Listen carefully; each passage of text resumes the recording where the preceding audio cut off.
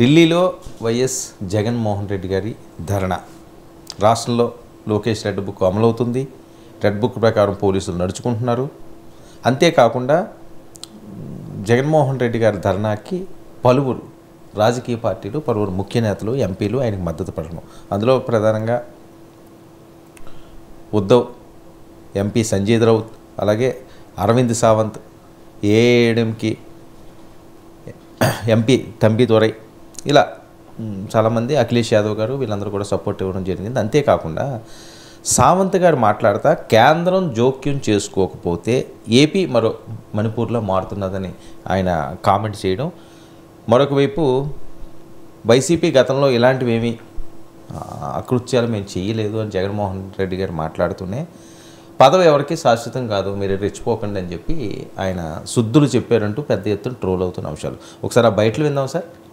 జగన్మోహన్ రెడ్డి గారి బయట, అఖిలేష్ యాదవ్ గారు బయట ప్లే చేయండి please. Have a government in place where within 45 days of coming into power, you have a situation where more than 30 people have been murdered, where you have more than 300 people on whom you have assaults taken place, which led to attempt of murder, where you have more than 560 properties, private properties vandalized, where you have more than 490 government properties also vandalized, where you also have more than 1,000 cases where you have a situation for assaults taking place, private properties destroyed, people walking into the houses, destroying the properties within, where plantations have been destroyed. That is the plight of affairs in Andhra Pradesh. In fact, you have people like Chandrababu Naidu's son, Nara Lokesh, displaying a red book, where he displaying a red book is actually captured in the form of hoardings and displayed all over the state. And the contents in this red book are a list of officials, a list of politicians on whom they intend to take action. और जो मैंने photographs या videos देखे हैं, शायद मैं सच्चाई नहीं जान पाता. पॉलिटिक्स में कभी आप सत्ता में रहते हैं, कभी सत्ता से बाहर चले जाते हैं. मैं इतना ही कहना चाहता हूँ, ये देख करके जो लोग सरकार में हैं उन्हें सादगी रखनी चाहिए, दूसरे लोगों की सुनना चाहिए, दूसरे लोगों की जान नहीं लेनी चाहिए. जो तस्वीरें और जो वीडियो देखने को मिल रहा है कि जब से सरकार में आए हैं कि उन्होंने दूसरे लोग जो पॉलिटिकल लोग हैं उनके साथ अन्याय करना शुरू किया है. जान लेना, पुलिस सड़कों पर मारना, उनकी प्रॉपर्टी का नुकसान पहुंचाना, और अगर उनसे जुड़े हुए लोग हैं उनके खिलाफ भी कानूनी कार्रवाई करना, झूठे मुकदमे लगाना. जो जनप्रतिनिधि रहे हैं, जो इलेक्टेड मेंबर्स रहे हैं, उन पे भी जानलेवा हमला करना, ये कहीं भी स्वस्थ लोकतंत्र में और स्वस्थ लोकतंत्र का परिचय नहीं हो सकता है. రైట్, ఇవి సార్ కామెంట్స్. అంటే ఇప్పుడు ఇది ఒకటి, ఇందులో ఇండియా కూటమి నేతలు రావడమే ఒక ఆసక్తికరమైన పరిణామం. అంటే పొలిటికల్గా జగన్మోహన్ రెడ్డి ప్రభుత్వంలో ఏం జరిగింది, జరగలేదని ఆయన ఏం చెప్పుకున్నా అందరికీ తెలిసి ఏం జరిగింది. ఇందులో ఏది ఎక్కువ ఏది తక్కువ అని బ్యాలెన్స్లో వేసి తరాజులో పెట్టి జోకే అది మెజర్ చేసేటువంటి అవకాశం లేదు. బట్ అందరికీ తెలుసు, ఆంధ్రప్రదేశ్ ప్రజల అనుభవం కదా, 5 ఏళ్లలో ఏం జరిగింది, స్థానిక ఎన్నికలప్పుడు ఏం జరిగింది, ఇవన్నీ మనం చూసాం. సో అందువల్ల ఎవరు చేసినా ఖచ్చితంగా రాజకీయ హింస తప్పు. ఎందుకంటే ఎన్నికల్లో ఎవరైనా గెలవచ్చు, ఎవరైనా ఓడవచ్చు. సో అందుకని నేను అసెంబ్లీ సాక్షిగా కూడా చంద్రబాబు నాయుడు అవమానించిన తీరు, నాయకులు మాట్లాడిన తీరు, ఇవన్నీ దే ఆర్ రికార్డెడ్ కదా. అందులో ఎవరు క్వశ్చన్ చేసడానికి స్కోపే లేదు. జగన్మోహన్ రెడ్డి కెనాట్ క్లెయిమ్ నా ప్రభుత్వంలో ఎలాంటివి జరగలేదు, ఇప్పుడే జరుగుతున్నాయని. ఏది ఎక్కువ జరిగాయా తక్కువ జరిగాయా అనే దానికి మెజర్మెంట్ స్కోపే లేదు. అప్పుడు జరిగాయి, ఇప్పుడు జరిగాయి అన్నది నిజం. ఏది ఎక్కువ ఏది తక్కువ అనే దానికన్నా కూడా. సో ఇందులో ఇక ఇండియా కూటమి నేతలు రావడమే కీలకమైన విషయం. ఎందుకంటే జగన్మోహన్ రెడ్డి ఇండియా కూటమిలో లేడు, ఎన్డీఏలో కూడా లేడు. పైగా ఆయన ఈ ఎన్నికల తర్వాత కూడా టీడీపీ ఎన్డీఏలో ఉన్నా కూడా తాను ఎన్డీఏకు మద్దతు ఇస్తున్నట్లు, అంశాల వారీగా మద్దతు ఇస్తున్నట్టు ప్రకటించాడు కూడా. మరి అలాంటప్పుడు ఇండియా కూటమి నేతలను ఎందుకు పిలిచాడు? ఎందుకంటే అఖిలేష్ యాదవ్ క్లియర్గా అన్నారు, నాకు జగన్ ఆహ్వానించాడు అని కూడా చెప్పాడు. ఆహ్వానించకుండా వాళ్ళు రారు కదా. సో ఆయన క్లియర్గా నాన్ బీజేపీ పార్టీస్, ఇండియా కూటమి నేతలనే కాదు, నాన్ బీజేపీ పార్టీస్ను ఆహ్వానించాడు. మరి కాంగ్రెస్కు వీరికి ఆహ్వానం ఉందో లేదో తెలియదు. కాంగ్రెస్కు, కమ్యూనిస్టులకు వీళ్ళకి ఆహ్వానం ఉందో అంటే ఆయన వస్తారనుకున్న వాళ్ళని పిలిచాడా, ఎవరిని పిలిచాడు, ఎవరు పిలిస్తే వచ్చారు, ఎవరు పిలిస్తే రాలేదు, ఈ డేటా లేదు. కానీ సమాజ్వాదీ పార్టీ, ఉద్ధవ్, శివసేన, అలాగే తృణమూల్ కాంగ్రెస్, ఏఐఏడీఎంకే ఈ 4 పార్టీల నేతలు వచ్చినట్లు మీడియాలో చూసాం. ఇందులో ఏడీఎంకే ఇండియా కూటమి వ్యతిరేక పార్టీ. అఫ్కోర్స్ బీజేపీతో లేదు, ఎన్డీఏలో లేదు, కానీ అది ఇండియా కూటమికి వ్యతిరేక పక్షం. అక్కడ ఇండియా కూటమి డిఎంకే ఉంది, అందులో ఆయన వచ్చి తమిళనాడులో కూడా ఇలాగే ఉంది అన్నాడు.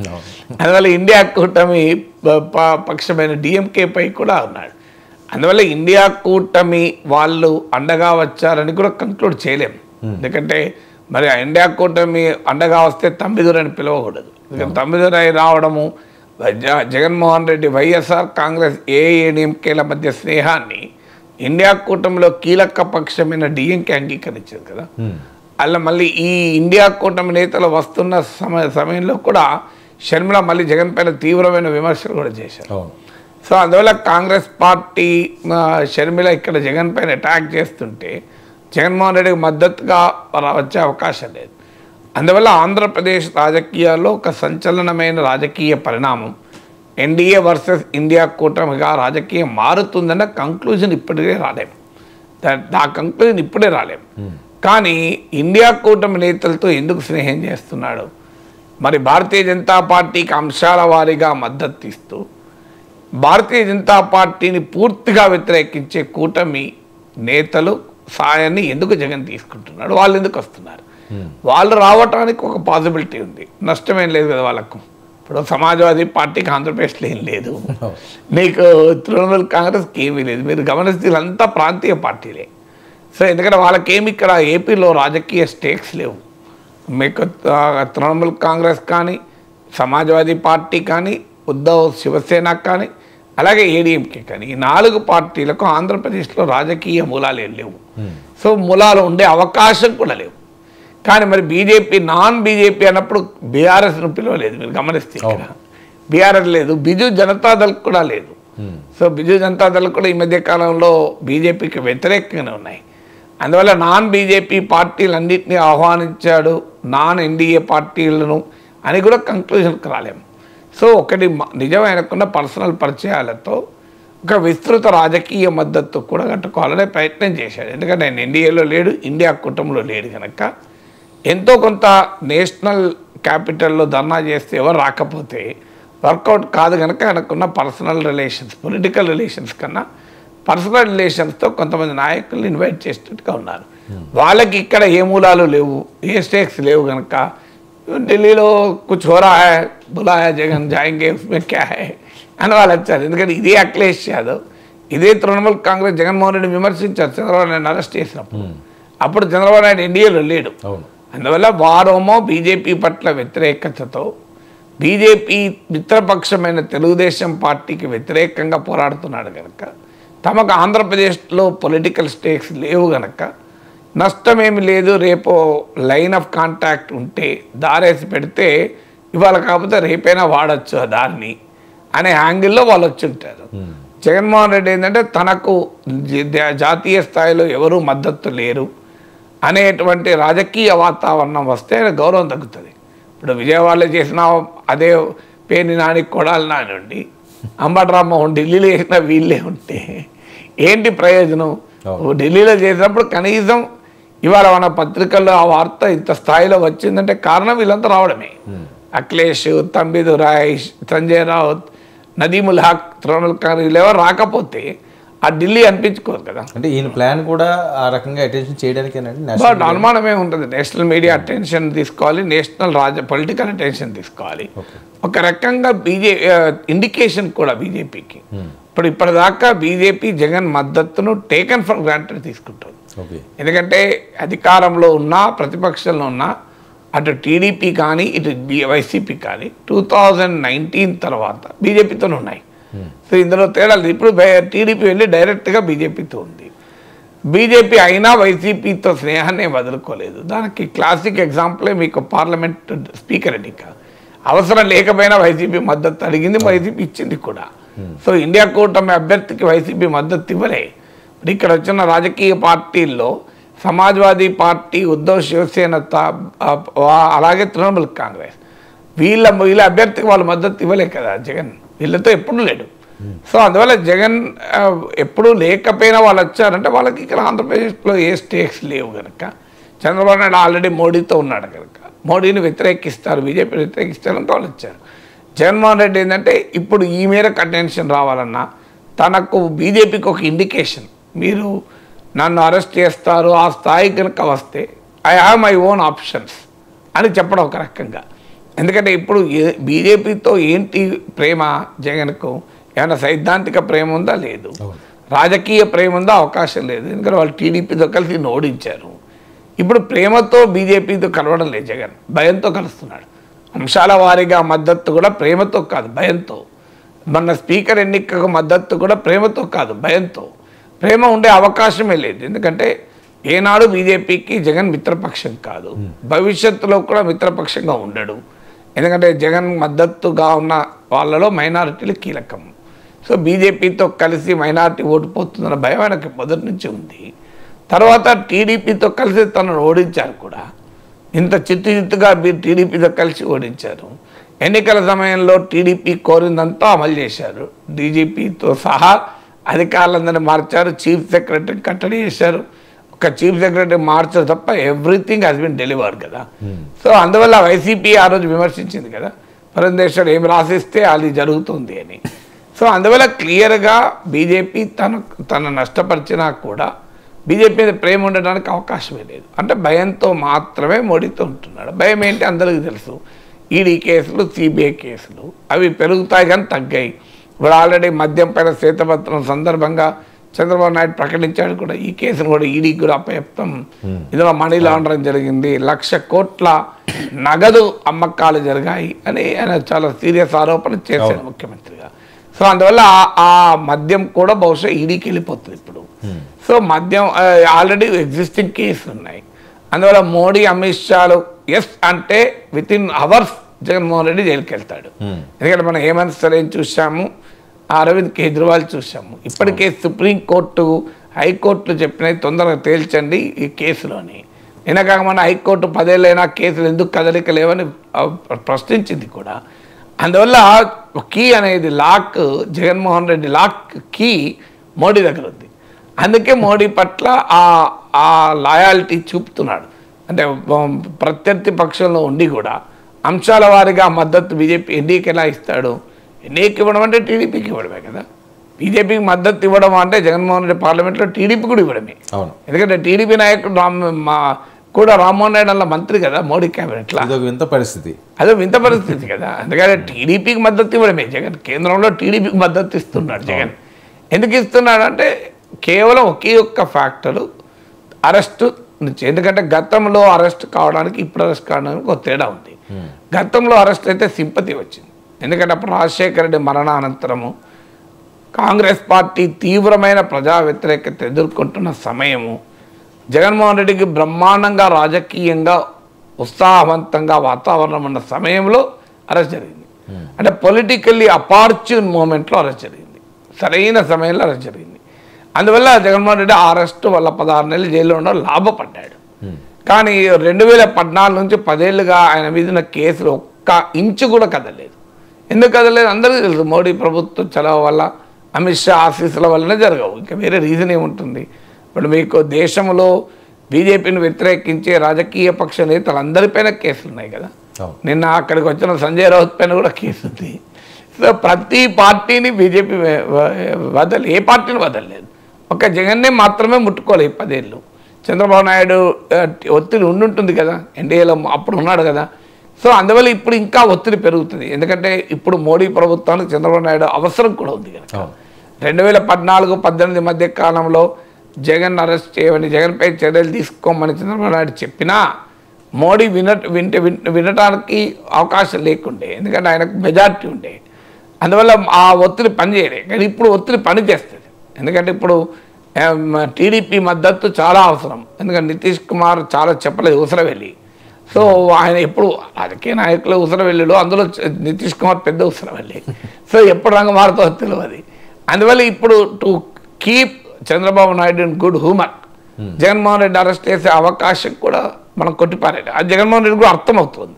అందుకే జగన్మోహన్ రెడ్డి ఓపెన్గా అంటున్నాడు కదా, కష్టాలు మనకు కొత్త కాదు, దేనికైనా సిద్ధపడింది. కానీ ఇప్పుడు అరెస్ట్ అయితే అనుకున్న ఛాలెంజ్ ఏంటి అంటే ప్రజల్లో సానుభూతి లేని సమయం ఇది, ఎందుకంటే ఓడిపోయిన సమయం. సో 40% ఓట్లు రావచ్చు, బట్ స్టిల్ ఓడిపోయిన సమయం. అప్పుడు ఆయనను అరెస్ట్ చేసిన సమయంలో ఉన్న ప్రభుత్వ వ్యతిరేకత ఇప్పుడు ఉండదు, ఎందుకంటే ఈ ప్రభుత్వం కొత్తగా అధికారంలోకి వచ్చింది. నిన్న కామన్న అధికారంలోకి వచ్చిన ప్రభుత్వం పైన ఏం వ్యతిరేకత ఇప్పుడే ఉంటుంది. అందులో 164 మంది ఎమ్మెల్యేలు గెలిపించినటువంటి ప్రజలు ఎప్పటికిప్పుడు అసంతృప్తి చెందుతారా? చంద్రబాబు నాయుడు ఇప్పటికిప్పుడు ఏం చేశారని అసంతృప్తి చెందుతారు. తర్వాత అప్పుడు అరెస్ట్ అయినప్పుడు తల్లి చెల్లి రోడ్డు మీదకి వచ్చి మద్దతుగా నిలిచారు, అది జగన్మోహన్ రెడ్డికి పెద్ద సపోర్ట్గా ఉంది.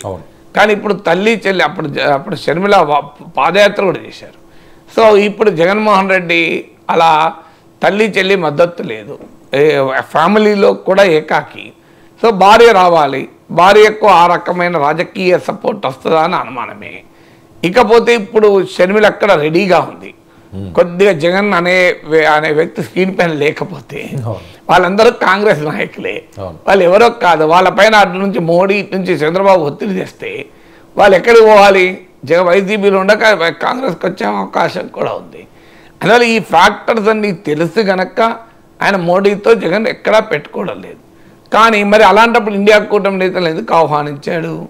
సో మీరు ఇండియా కూటమి నేతలు అక్కడ స్పీచ్ల్లో కూడా మీరు గమనిస్తే, మొత్తం స్పీచ్లు నేను చూడలేక ఇప్పుడు ప్లే చేసిన బయటలో ఎక్కడ మోడీని అంటలేరు మీరు గమనిస్తే.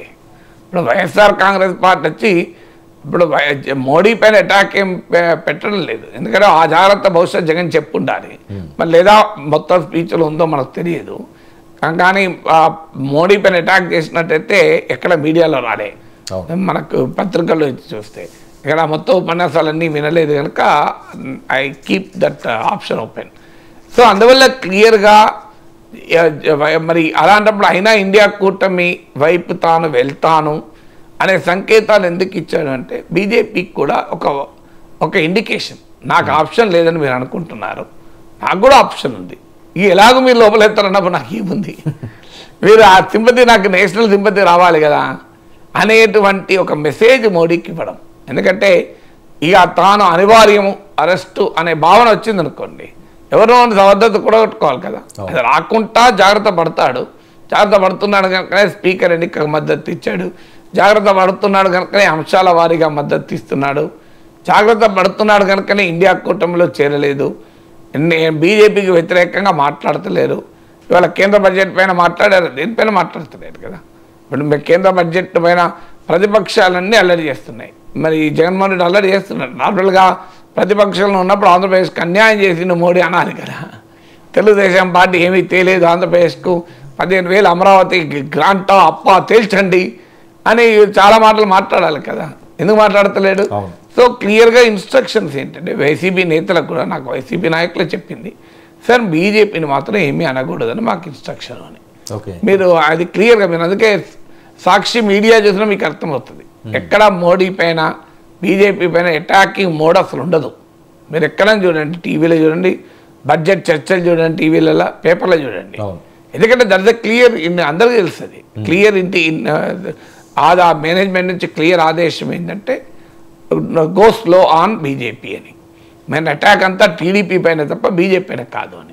ఇదే స్ట్రాటజీ 5 ఏళ్ళు చంద్రబాబు నాయుడు కూడా ఫాలో అయ్యాడు కదా. ఎక్కడ పొరపాటున బీజేపీని ఒక్క మాట అననీయలే.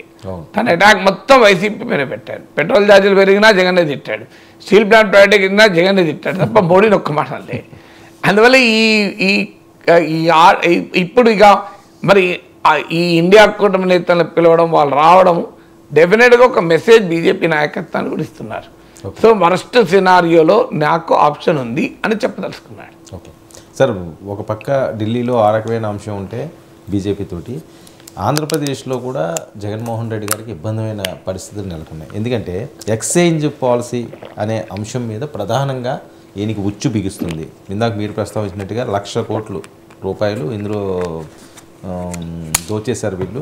ఈడీని కూడా రంగంలోకి దింపే విధంగా ఉన్నది. సిబిసిఐడికి ఈ కేసు అప్పచెప్పడం జరిగింది. చంద్రబాబు నాయుడు గారు మాట్లాడిన అంశం, మరొక వైపు పవన్ కళ్యాణ్ గారు భయంతో పారిపోయారు అని చెప్పి ఆయన కూడా అసెంబ్లీలో గలవిప్పి నేపథ్యం. చంద్రబాబు నాయుడు గారు, పవన్ కళ్యాణ్ గారు బయట ప్లే చేయండి ప్లీజ్. మనం చూసినప్పుడు నాన్ డ్యూటీ పెయిడ్ లెక్క ఎంత పోయింది, అవన్నీ ఉన్నాయి. ఫైనల్గా వాస్తవాలన్నీ బయట రావాలి. అందుకని ఈ ప్రభుత్వం దీన్ని సిబిసిఐడి ఎంక్వైరీకి ఇస్తూ దీని అవసరమైతే ఈడీ సపోర్ట్ కూడా తీసుకోవడానికి పెద్ద ఎత్తున క్యాష్ ట్రాన్సాక్షన్ జరిగాయి కాబట్టి వారికి కూడా రెఫర్ చేస్తాం. అన్ని విధాల చర్యలు తీసుకుని మళ్ళా ప్రజల ప్రాణాలు కాపాడడానికి ఈ రాష్ట్ర ఆదాయాన్ని ఏ విధంగా దుర్వినియోగం చేశారో అవన్నింటిపైన యాక్షన్ తీసుకోవడానికి ప్రభుత్వం సిద్ధంగా ఉంది. ఇవన్నీ స్కామ్, ఇది దోపిడీ. వీటిని కనుక మనం వదిలేస్తే తప్పు చేసిన వాళ్ళని గత ప్రభుత్వం సంబంధించిన ఇది ఇట్స్ నాట్ అబౌట్ వెండట పగ ప్రతీకారం కాదు, కానీ వీళ్ళని స్వేచ్ఛగా కనుక వదిలేస్తే వాళ్ళ అదృష్టవశాత్తు ఈరోజు వాళ్ళకి లేరు. వాళ్ళ కనుక ఉండుంటే వాళ్ళకి నిజంగా వాళ్ళకి సమాధానం చెప్పాల్సిన పరిస్థితి ఉండేది.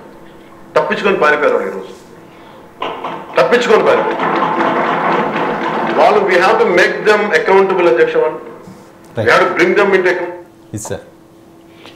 అంటే ఇది ఉన్నదే కదా. ఇప్పుడు 2014 ముందు జగన్మోహన్ 1,00,000 కోట్లు తిన్నాడు, మేము అధికారులకు అంతా కక్కిస్తాం, ఆ 1,00,000 కోట్లు వసూలు చేసి ప్రజలకు పంచుతాం, ఇవన్నీ టీడీపీ నేతలు చెప్పారు కదా. మరి 2014 నుంచి 19 అధికారులు ఉన్నారు, 1,00,000 కోట్లు వసూలయ్యా, పోలవరం అయిపోవు కదా. జగన్మోహన్ రెడ్డి తిన్న 1,00,000 కోట్లు కనుక కక్కించుంటే పోలవరం ప్రాజెక్టు పూర్తయ్యేది. కేంద్ర ప్రాజెక్టు కాదు, రాష్ట్ర ప్రాజెక్టు మీద పూర్తయ్యేది. మరి ఎందుకు చేయలేదు? 2014 నుంచి 2018 మధ్యలో 4 ఏళ్ళు బీజేపీ టీడీపీ కలిసే ఉన్నాయి కదా. మరి ఈడీ కేసు, సిబిఐ కేసు ఒక్క అడుగైనా ముందుకెళ్ళిందా? మరి ఈ 10 ఏళ్ళుగా తర్వాత కూడా ముందుకెళ్ళిందా? ఏం కాలేదు కదా. సో ఇప్పుడు మళ్ళీ 1,00,000 కోట్లు, ఈ 1,00,000 కోట్ల ముచ్చట నేను చాలా చిన్నప్పటి నుంచి వింటున్నాను. మరి 1,00,000 కోట్లు తిన్నవాడు ఎందుకు బహిరంగంగా ఓపెన్గా ఢిల్లీ దాకా వెళ్ళి ధర్నాలు చేస్తున్నాడు? మీకు ఢిల్లీ లిక్కర్ స్కామ్ ఎంత? 100 కోట్లు. ఢిల్లీ లిక్కర్ స్కామ్ల ఆరోపణ ఎంత? 100 కోట్లే కదా.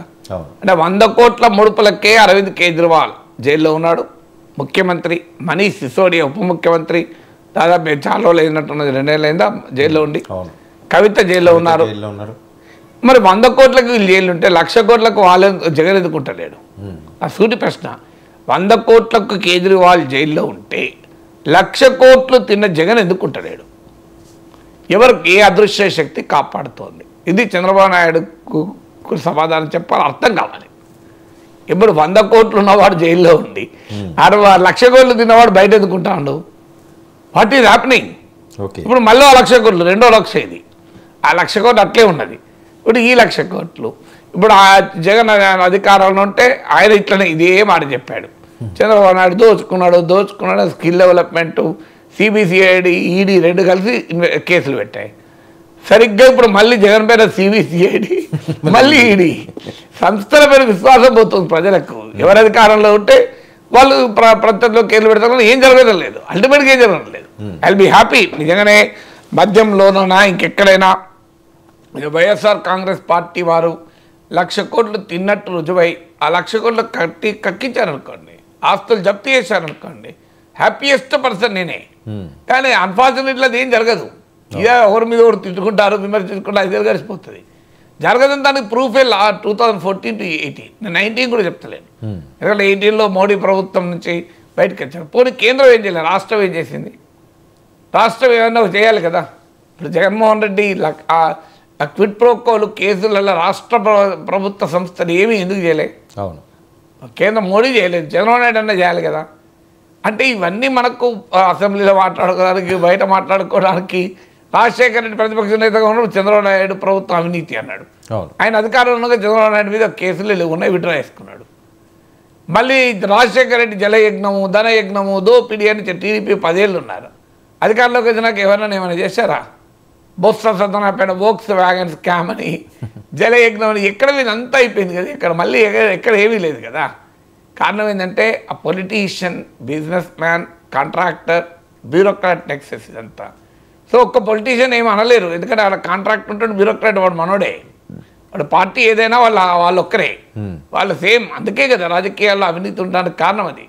ఇది ఓన్లీ పొలిటీషియన్ అయితే లోపలేస్తారు, కానీ బ్యూరోక్రాట్ నెక్సెస్ ఉంటుంది, కాంట్రాక్టర్ నెక్సెస్ ఉంటుంది. అది ప్రభుత్వాలు మారినా అదే బ్యూరోక్రాట్, అదే కాంట్రాక్టర్. అందుకే ఎవరిని ఏమన్నారు. ఇప్పుడు 2G కేసులు ఏమైంది? మోడీ దేశమంతా తిరిగి ఆయన అధికారంలోకి రావడానికి 2G కేసు ముఖ్య కారణం. మరి 2G కేసులో ఎవరికి ఏం లేదని తేలింది కదా. అవును. కాంగ్రెస్ నేతలు కూడా ఏం లేదు ఎవరికి. ఇప్పుడు మీరు యూపీఏ ప్రభుత్వంలో ఎన్ని కుంభకోణాల పేర్లు చెప్పారు మోడీ. 2G ఏమైనా స్పెక్ట్రమ్ కుంభకోణం ఏమైనా, టెలికాం కుంభకోణం ఏమైనా, బొగ్గు కుంభకోణం ఏమైనా, అగస్త్య వెస్ట్లాండ్ కుంభకోణం ఏమైనా, యూపీఏ 2లోదే. కామన్వెల్త్ క్రీడల కుంభకోణం ఏమైనా, ఆదర్శ్ సొసైటీ కుంభకోణం ఏమైనా అయింది. ఆదర్శ్ సొసైటీ కుంభకోణంలో కీలక నిందితుడు అశోక్ చౌహాన్ బీజేపీలో చేరి ఆ పార్టీకి స్టార్ క్యాంపెయినర్, ఇప్పుడు రాజ్యసభ సభ్యుడు, ఇప్పుడు ఆయనే ప్రధాన ముద్దాయి, మహారాష్ట్ర కాంగ్రెస్ మాజీ ముఖ్యమంత్రి. ఎవరికి మీద ఎక్కడ శిక్షలు పడ్డాయండి? ఈ 1,00,000 కోట్ల ముచ్చట ఇంటనే ఉన్నాం. సో చంద్రబాబు నాయుడుకు పవన్ కళ్యాణ్ కోరిక నా అపీల్ ఏంటంటే దీని యొక్క యుద్ధ వార్ ఫూటింగ్ పైన తేల్చండి. నా 1,00,000 కోట్ల నగదంటే మామూలు విషయం కాదు కదా. అసలు నగదు వ్యాపారం ఏంటి మద్యం దుకాణాల్లో, ప్రభుత్వ దుకాణాల్లో?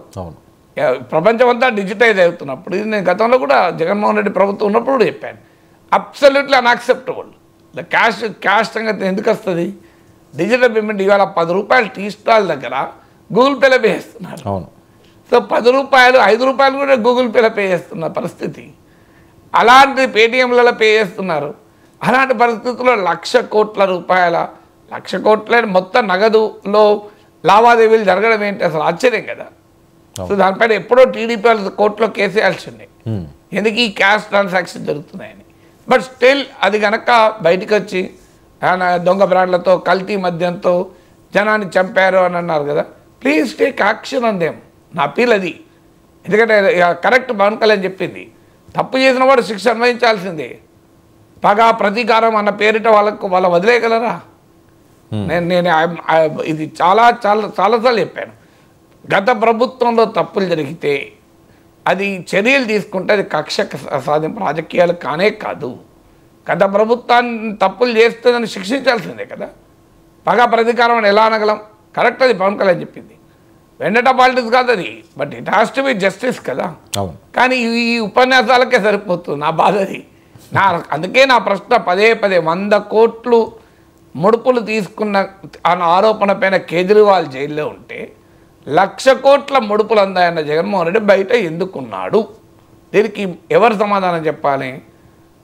ఆయన లోపల వేయగలిగే శక్తి ఉన్న ఇద్దరు కదా, మోడీ, చంద్రబాబు నాయుడు. ఎవరు నాగేశ్వర్ అయితే వేయలేడు కదా లోపల జగన్మోహన్ రెడ్డిని. వర్మ వేయగలడా? వేయలేడు. ప్రజలే వేయగలరా? వేయలేరు. ఎవరు వేయగలుగుతారు?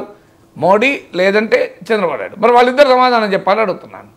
అవును సార్. మరొక అంశం, తెలంగాణపై కేంద్రానికి కక్షపూర్తి వైఖరి అంటూ రేవంత్ రెడ్డి గారు, కేటీఆర్ గారు నిన్న అసెంబ్లీ అంతా కూడా హోరెత్తించారు.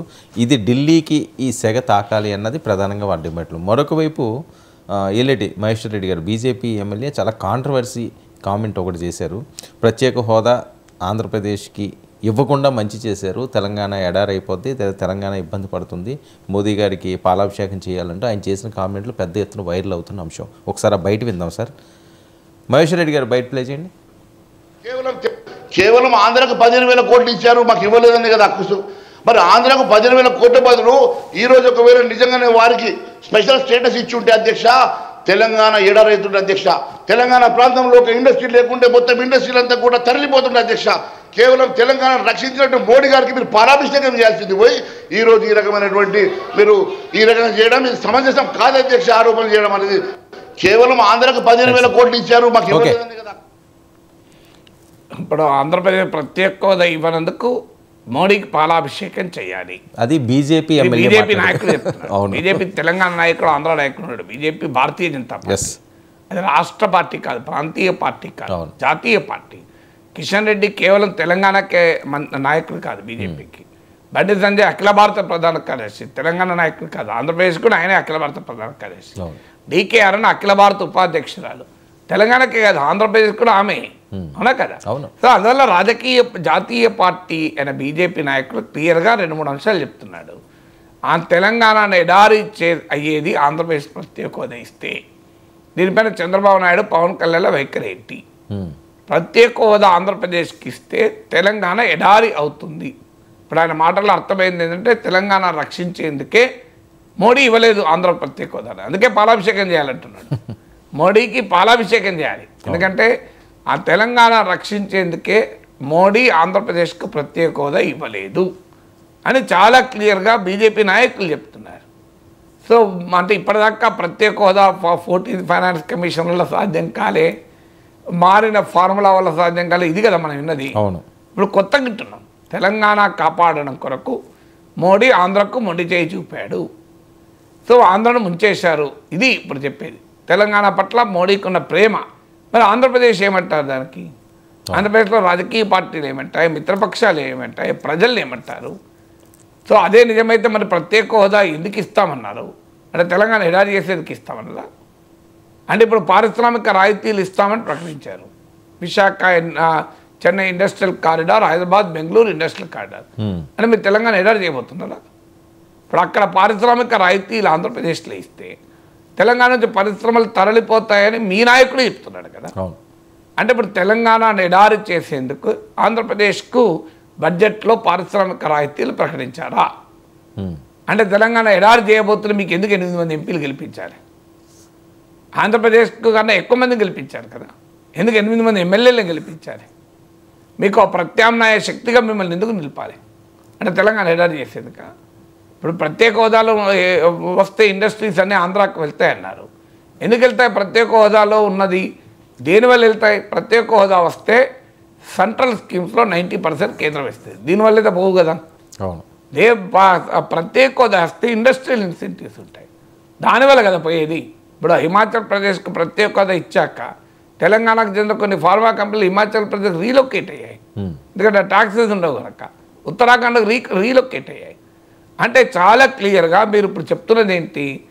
ఆంధ్రప్రదేశ్కు పారిశ్రామిక రాయితీలు ఇచ్చి తెలంగాణ పరిశ్రమను ఆంధ్రకు తరలించి తెలంగాణను ఎడారి చేయబోతున్నారా? ఇది ఇప్పుడు తెలంగాణ బీజేపీ నాయకులు చెప్పాలి. అవును.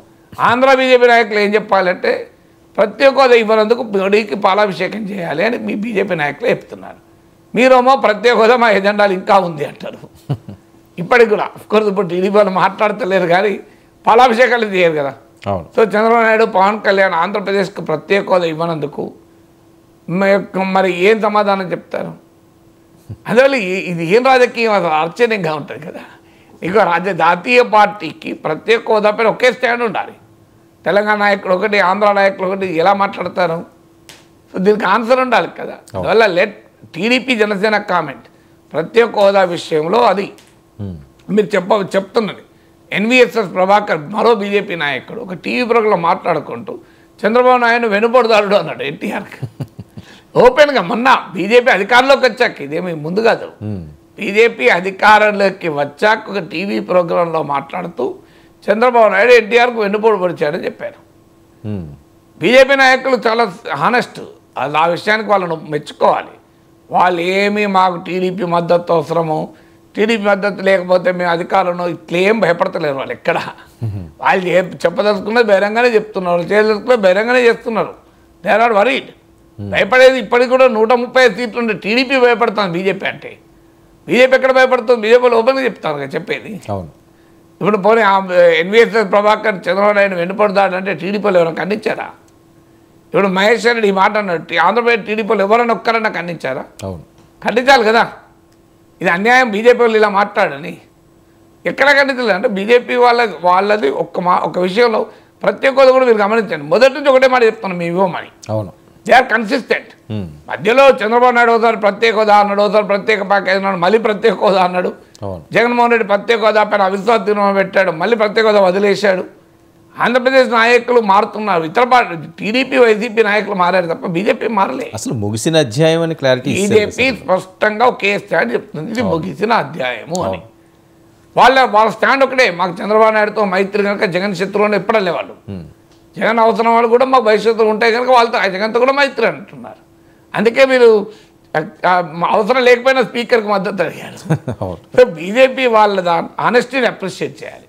వాళ్ళు ఒకటే చెప్తున్నారు, వాళ్ళు ఏం చెప్తున్నారో ఏం చేస్తున్నారో బహిరంగంగా బాధ్యత చేస్తున్నారు.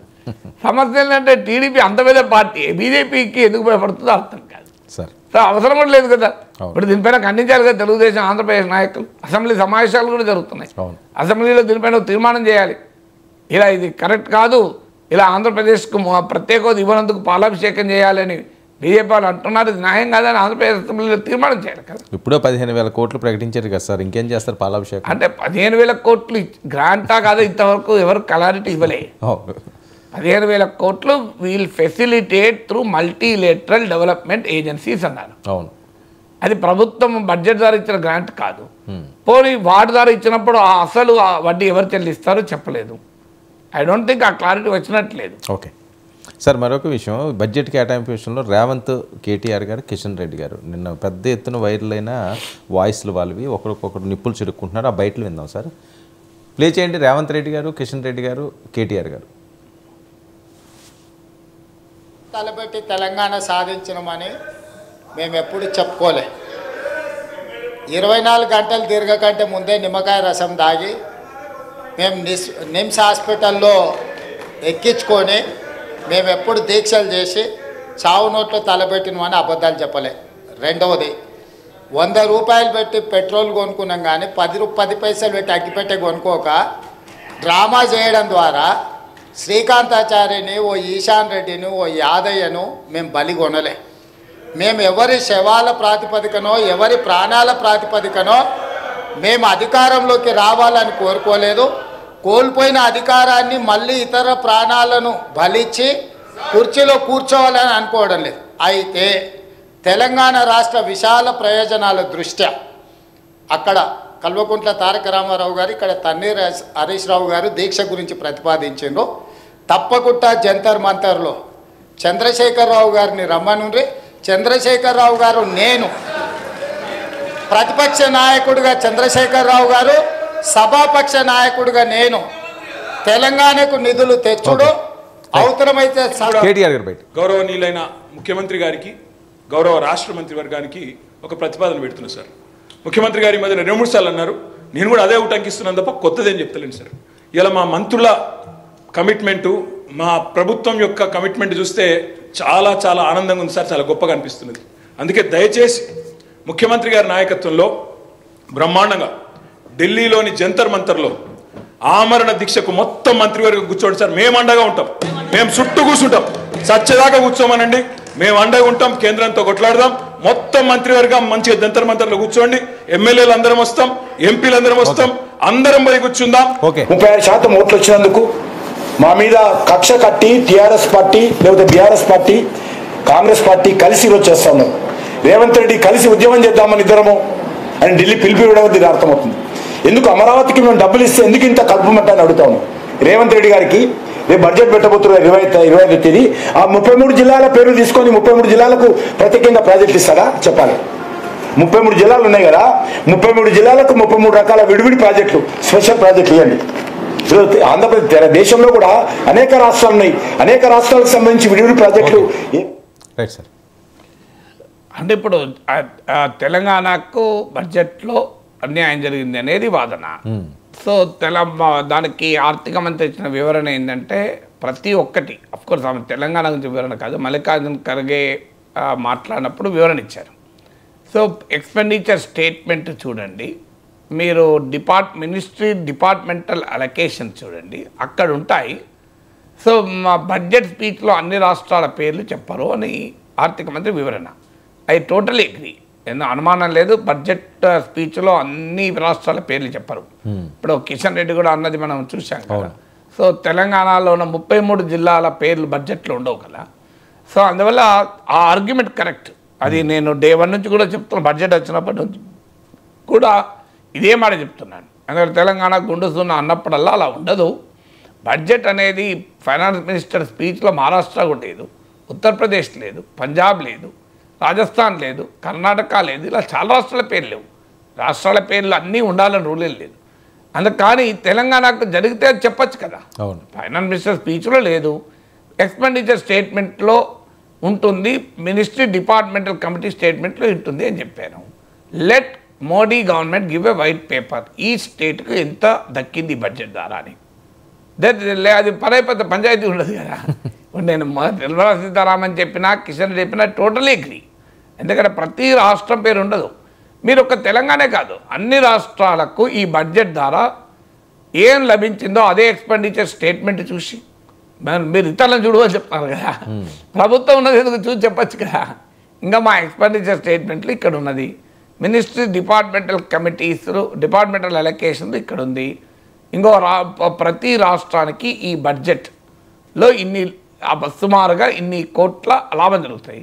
కొన్ని దేశ రక్షణ, విదేశాంగ శాఖ ఇలాంటి వాటికి పెట్టే ఖర్చు ఏ రాష్ట్రానికి సంబంధించింది కాదు.